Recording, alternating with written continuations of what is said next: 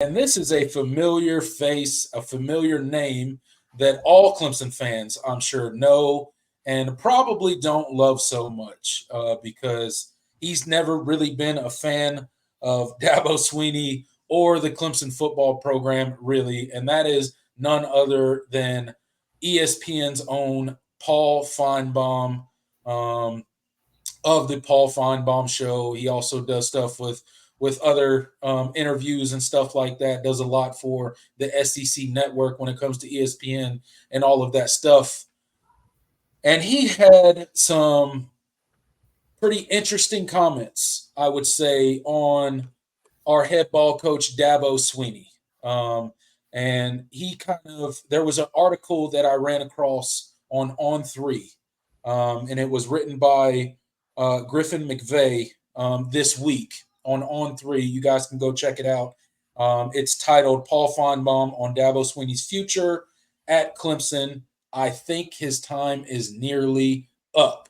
He goes on to say he obviously went on a radio show, and he made comments and said that sources that he is close to, and his sources are apparently both Clemson fans and Clemson graduates, and he has polled them allegedly, and they feel that Dabo Sweeney's time is nearing the end at Clemson.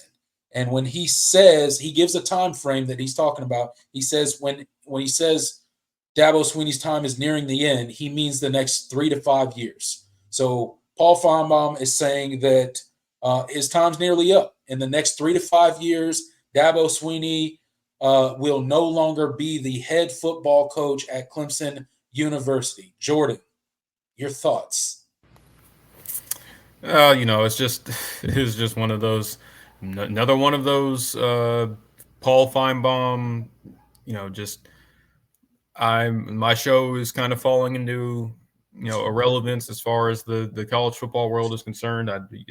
People are kind of fed up with me, so I got to go and get clicks. No, but in all seriousness, this is the least surprising thing ever. I mean, he's been espousing the doom of Clemson for 3+ years now. Yeah. And even when Clemson was at the top of college football, he was a critic. That's his brand. He's an SEC guy. He's gonna tout the interests of the SEC above all else, and Clemson, along with other non-SEC powers, are a threat to that, and that's just kind of how he goes about doing it. I did find it funny, like he claimed, like the claims he made about, I talked to Clemson. They're not just fans, but they're graduates. Yeah. But he didn't specify what roles that potentially they have, or what connections his sources may have.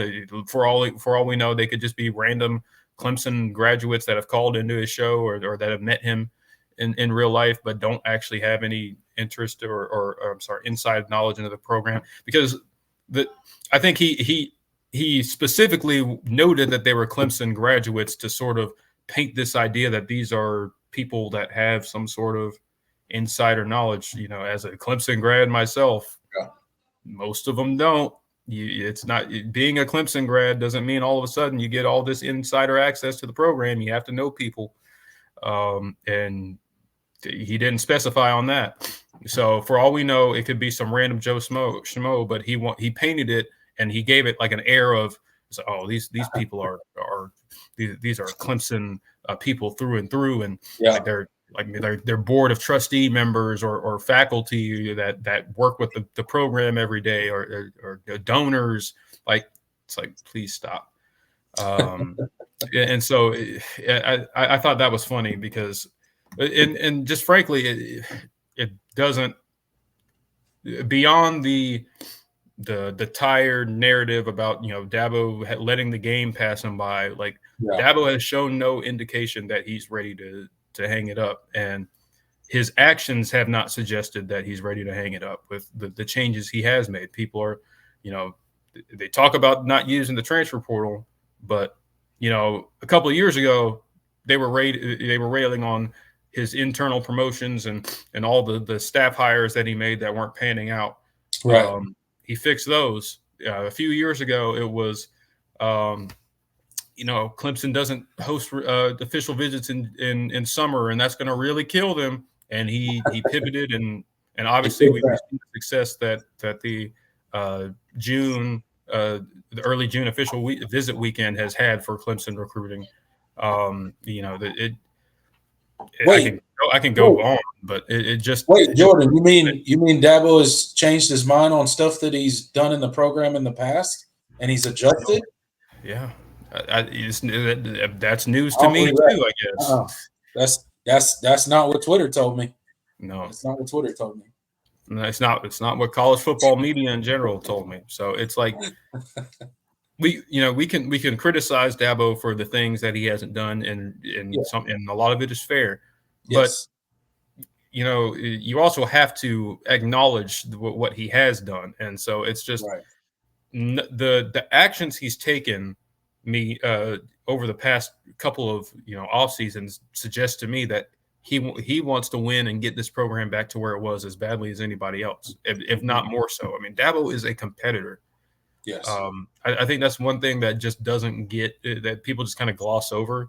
Like, he's one of the most driven people.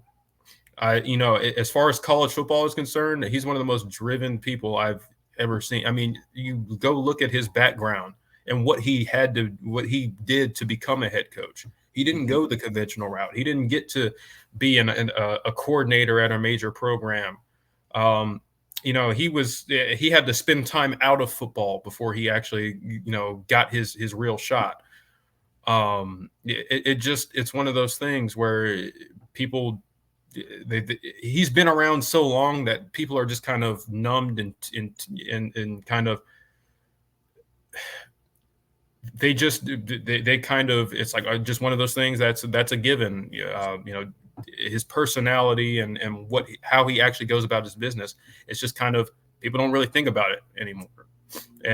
But he's one of the most fierce competitors in the sport, and he didn't get to where he was by not being able to adapt and not being able to make changes, because Clemson was at the forefront of change in college football when they went on their run. And so it's just one of those things where they've had to make adjustments, and they're still making adjustments. And I think Clemson will continue to make those adjustments.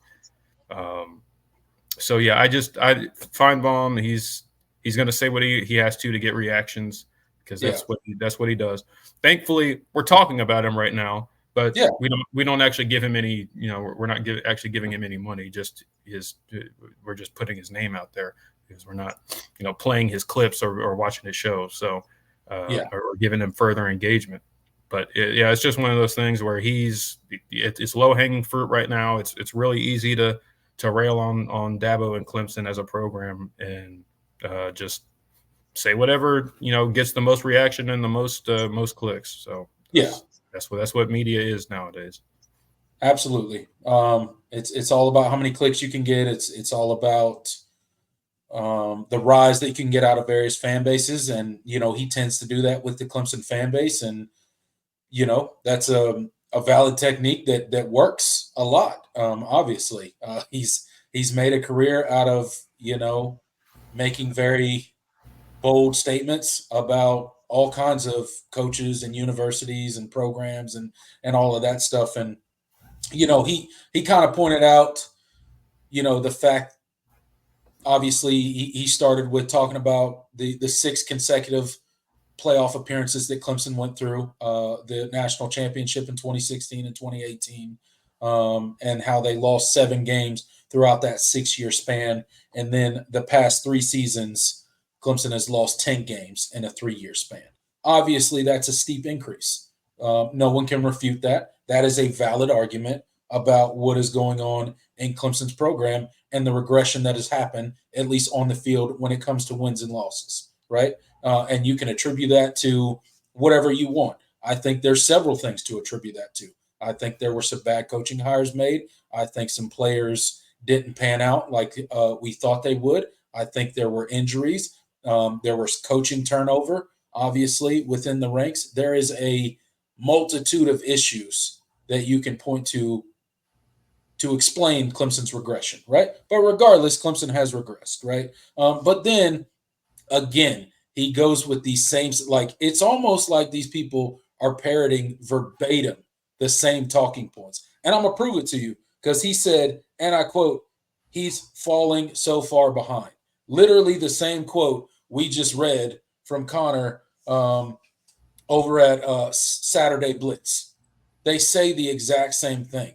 So it starts with the national media and it just gets parroted around. And this is what I'm talking about when people are talking about Clemson football.